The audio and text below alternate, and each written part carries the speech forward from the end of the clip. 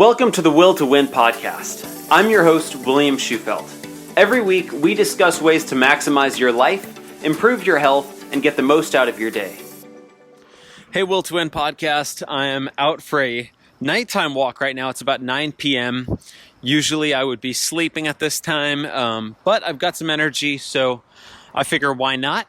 And I wanted to record a quick podcast talking about the concepts of focusing on your strength.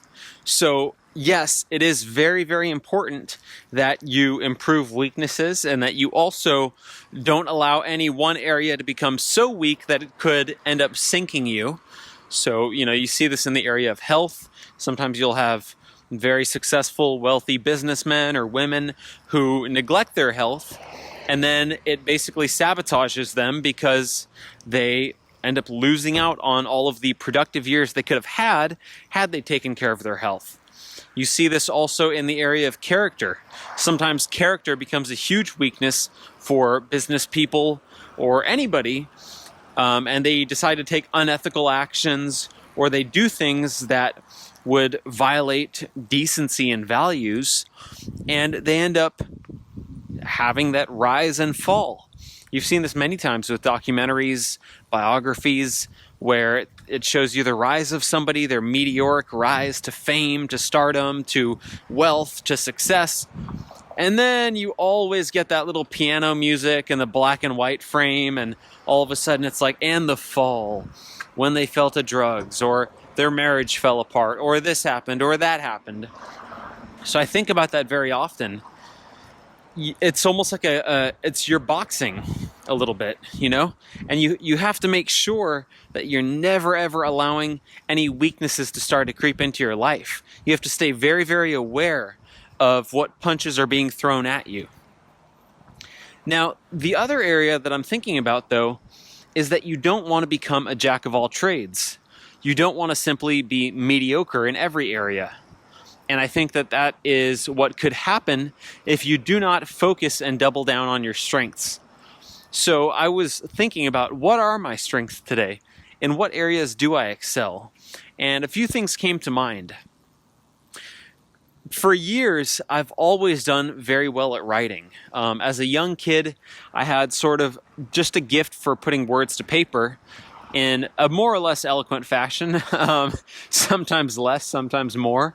But I always enjoyed the process of writing, and I was always able to pretty easily articulate my thoughts and my ideas and just explain things in a way that I think people could understand. So that's a strength of mine. I think speaking as well, like even what we're doing right now, some people are very, very direct to the point and wouldn't have much to say about a topic like this. For me, maybe it's just my ability to ramble, but I think I'm good at speaking about topics that I find interesting to me or that I'm passionate about, and I'm good at sharing information about those. On top of that, something that has always come pretty natural to me is just motivating others and staying motivated myself. I have an inner drive inside of me, and I remember in second grade, my teacher telling my parents that he's very self-motivated. And I've seen that throughout my life. So knowing that those are my strengths, I think one of the most important things that I can do is, yes, obviously, keep the weaknesses on par, make sure that you're not lagging in any area, but it is super important for me to develop my talents of writing, of speaking, of spreading that motivation and that positivity to the world, doing as much of that as I can. Because if you think of it in terms of investing, you will get the greatest return on your investment if you are doubling down and investing heavily in those areas in which you are naturally suited, which you're naturally talented in. So I encourage all of you listening to this, what areas are you most talented in? Where do your natural talents lie? Is there anything that ever since you were a kid, people would say, wow, you're really good at this. You're a great speaker. You're a great artist. You're really funny. You're really, really smart. Or maybe you work really hard. Or wow, you get this done really fast. Or whatever those natural talents happen to be. What are those for you? Think about those and then find ways to incorporate more of that into your life.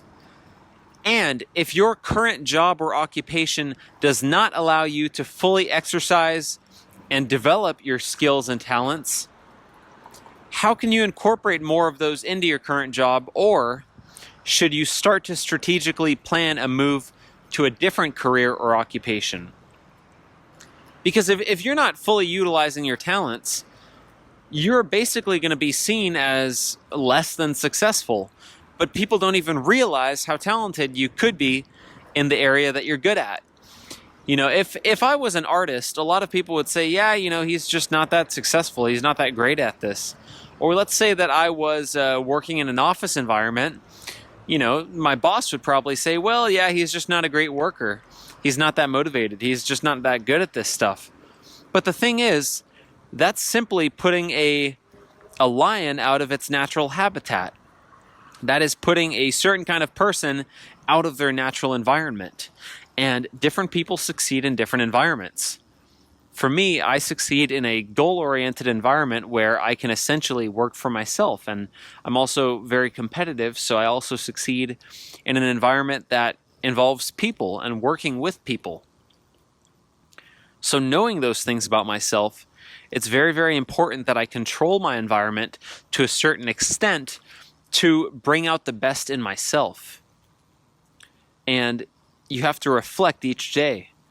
Am I using my talents each day?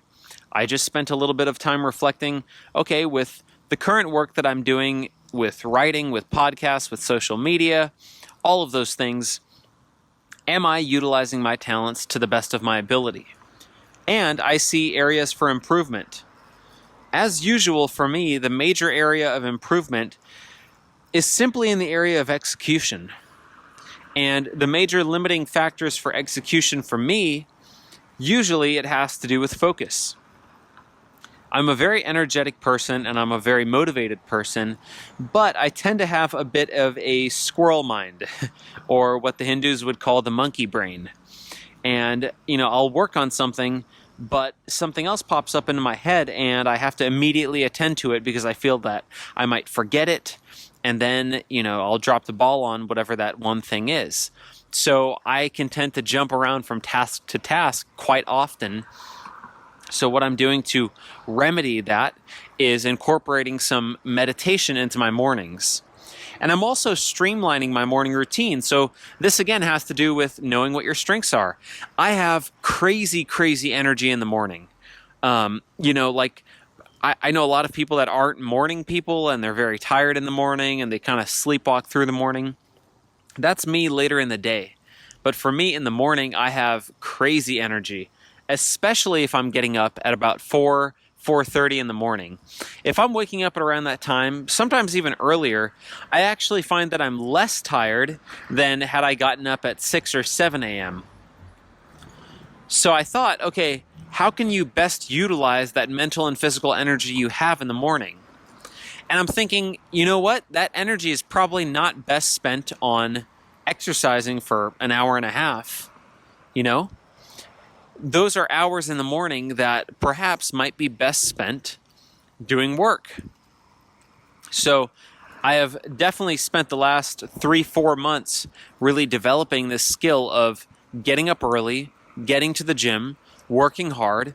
But now is one of those times where I have to shift in the micro to better accomplish my goals in the macro.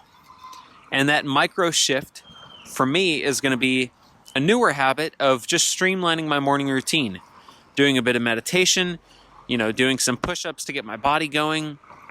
And then right after I'm done with that, getting straight down to work. Moving things like reading later into the day, moving, my daily training later into the day, doing planning and creating and scheduling my day towards the nighttime. By doing those things, I allow myself to do the most important things in the morning, which is critical, because that is what I most need to be moving forward on at this point in my life. I am not a professional athlete, and I do find it relatively easy to stay in good shape, so I can stand to sacrifice that morning training time. As fun as it is, I can put that later into the day, because I also, being someone who's working for myself, I also have the flexibility and freedom to exercise whenever I want to in the day. So I'm currently moving that more towards about the early afternoon and really focusing my mornings on work and getting work done. I've also been thinking about the concept of sleep as a U-shaped curve. Getting too much sleep can definitely be negative for us. Basically you're going to be getting less done during the day, but there's plenty of studies showing that if you're sleeping 9, 10 plus hours, that's not really positive. And people that tend to have the greatest longevity and the best health outcomes tend to be sleeping more like 6 to 7 hours. We also know that sleeping too little can be very negative for your health. I think if you're getting anything under 5 hours, you can start to experience some pretty negative health outcomes. So there has to be a balance. Now, how do we find that balance? Well, a lot of it has to do with setting a circadian rhythm for yourself and knowing when your energy levels peak and fall throughout the day. I think for me, 4, 5, 6 in the morning, I've got very high energy. I start to really get tired at about 10 p.m.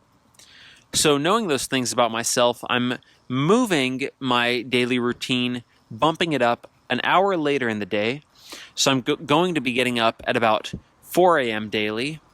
I might end up getting up later than that over time, but it's just constant experimentation. So 4, 4:30, and then going to bed at about 10 or 10:30. And I'm looking forward to seeing how that works for me and how I feel on that sort of a protocol. So what are you all trying? I hope that everyone is staying focused on their macro goals and adjusting and staying flexible in their approach, doubling down on their strengths, and really prioritizing what's most important in their lives. Hope you all enjoyed these thoughts and these meanderings and just what I'm exploring currently at this point in my life.